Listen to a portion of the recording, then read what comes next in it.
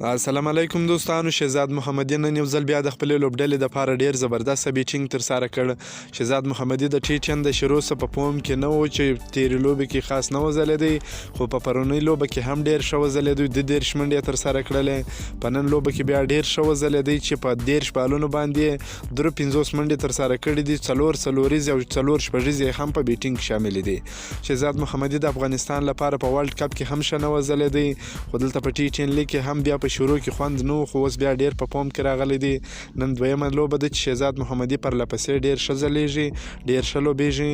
نو په دې هیله چې په راتلونکي کې هم داسې ښه وځلیږي.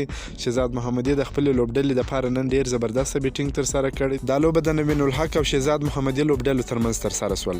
د شهزاد محمدي لوبډلې لومړی توپخانه ترسره کړل چې په ټاکل سوو 10 اورونو کې د 6 لوبغاړو په سوځېدو سره 107 منډې ترسره کړلې. شهزاد محمدي په 13 بالونو باندې 53 منډې جوړې کړې دي. او سمیع الله شینواری نن یو ځل بیا هم په صفر آوټ شوی دی. سمیع الله شینواری چې د ډېر وخت نه د ملي لوبډلې څخه هم ډراپ شوی دی، خو په ورلډ کپ کې هم دته چانس نه ورکول سو.